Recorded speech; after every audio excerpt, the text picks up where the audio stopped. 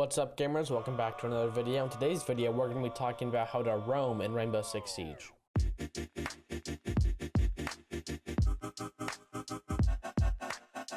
Before we go any further, there are links to my Twitch and Twitter in the description below, so make sure you go check those out. So what is roaming, right? Roaming is basically playing off-site. So let's say the objective in this example on Oregon is going to be upstairs. That means playing first floor, basement, just not playing on the objective. The best roamers, in my opinion, are Pulse. Jaeger's still good, even though he's a 2-speed now, but Pulse, Jaeger, Mozzie, and Vigil. The reason why is Pulse is very good for getting intel off of site and being able to nitro cell from below. Vigil and Mozzie are very difficult to drone out with their Pest and their ERC7 as their anti-drone utility. And Jaeger is just usually kind of a default roamer, right? It doesn't mean you can't roam with other characters, other operators like Ella or Lesion. Legion's also good because he has intel that regenerates with his goo mines. But in this example, we're going to be using Vigil. So my first tip about roaming, I feel like, is a common thing a lot of people misinterpret about roaming. You don't need to get kills to be a successful roamer. Ask pretty much anybody in the entire game who plays this game competitively if you would rather have your roamer kill 2 people and die, right?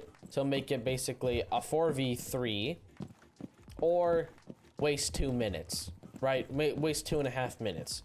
I pretty much guarantee you they would rather have you waste 2.5 minutes. And the reason for that is, if you're wasting 2.5 minutes, the attackers don't have time to get onto the objective and plant while your utility is still in effect, right? Like, if you give them 1.5 minutes to execute onto site, they're going to have a lot more opportunities and abilities to destroy echo cams, to destroy maestro cams, to destroy bulletproof cams, to maybe kill a smoke player, to burn your smoke grenades. Rather, if they have 30 seconds left and they need to flood onto site, they don't have time to clear all 3 smoke grenades, or clear both maestro cams, or both echo cams, or nitro cells, or impact grenades, whatever it may be. So, if you get this point, waste time. That's your main goal. That's why roamer Vigil is very good, because with his ERC7, it's very difficult to drone him, right? Which means that the attackers are going to be wasting time droning him out when they could be executing onto the site. What's very good about the ERC7 is it goes through floors, right? So right above me, right in here, is meeting, okay? So if I use my ERC7 in basement, when a drone drives past me, on the bottom of my screen, you see the like little pixel things. Those are going to surround the screen of the drone. The drone could be right in front of me, or it could be above me, and the effect will still be the same. And of course, I'm invisible to cameras. But that's why Vigil's very good. He's drone denial goes through floors, so you could be droning meeting, not knowing if Vigil is below you, on the same floor as you, or above you, which makes him very, very strong. But this isn't really a Vigil guide. This is more a roaming guide in general. But basically, like I said, the first tip is waste time, right? Don't overextend. Don't swing a bunch of things, playing hyper aggressive, going for kills. That leads me into my second tip, which is it doesn't hurt to get kills, right? And that might be sounding super contradicting to what I just said. Like, well, you just said waste time, don't get kills. Now you're saying get kills. But what I mean by that is if it's a 5v5, right? And one of your teammates dies. Now it's a 4v5. And let's say the site's upstairs in second floor in your basement. And now it's a 4v5. It's like, okay, let me start kind of rotating back, get a little bit closer to site.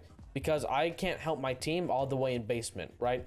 So let's get a little bit closer to site, maybe get an opportunity to refrag, right? To make it a 4v4, maybe even a 4v3, okay? Let's say then the next point is that, well, not the next point, but let's say then another one of your teammate dies. Now it's a 3v5. Now it's like, okay, I gotta start getting a little more aggressive. Where are they pushing from? They're pushing from attic. Okay, I need to start trying to make a play to try and at least get a kill, to try and make it a 3v4, to try my best to at least tilt the scale slightly back in our advantage, right? And then if it's a 2v5, it's kind of like, oh well, it's completely pointless now. You took too long to get back to site, and now you either need to pull off the flank of the sentry and somehow get an ace flank, or you just need to rotate fully back to site, not flanking, just going back to site the kind of safe way, not a flank, to help your teammate, right? So those are the first 2 points about roaming. waste time, don't play super aggressive.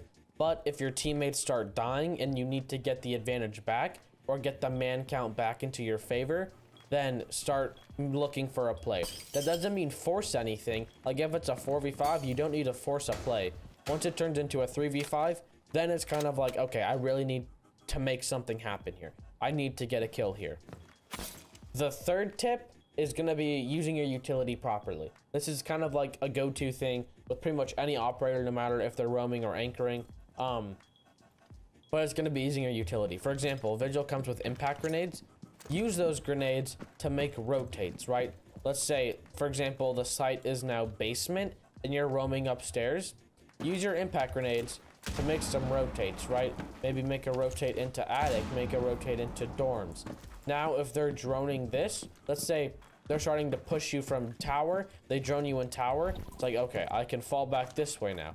Now, when the attackers push up this way or they drone up this way, it's like, okay, he either went to dorms or he went into games. He could have gone from games, from like, I don't know what to call this, open area, I guess, to trophy. He could be in games. He could be bunks. He could be dorms. What you kind of want to be 2 steps ahead though, right? You don't want to really fall back into a corner immediately. Let's say you get droned out there. Now you get pushed back into dorms, right? What's going to be difficult is if they push up attic to like this little half wall area and they're watching attic door. Now, once you get to here, you're kind of forced to go this way. And if you're playing against a really good team, roaming is going to be difficult because they'd probably have somebody on big window watching you rotate to white stairs. Somebody would be in attic. Maybe they would be pushing up attic if they know you're in dorms, cut you off from dorms, cut you off going games, cut you off going white. And then it's really just, this is maybe where an impact could come into handy. You could open up that hatch, drop down, play your life, and keep roaming, right? It really helps to have, this is what used to make Mozzie the best roamer in the game. First off, he would have his pests, so you could put one maybe there, put one white stairs, put one maybe trophy door. Then he would have his super shorty. So he could make a rotate, open the hatch, rotate, open the hatch, rotate, pretty much open every hatch, make every rotate. And it made him very strong, very hard to catch, very hard to drone, and very hard to kill, right? With Vigil, you can only make 2 rotates. So if you have somebody else roaming with you, maybe like a castle, maybe even an alibi if she has her bailiff, open up hatches, make rotates. Pretty much that's it. That's pretty much all I have though. Those quick 3 tips. Quickly recapping, play to waste time, not to get kills, right? That's the biggest one I see a lot of people misinterpret about roaming or just this game in general. They play it like it's COD, like it's team deathmatch, rather than it's plant the bomb, plant the diffuser, defuse the diffuser, right? That's the way you should be playing the game.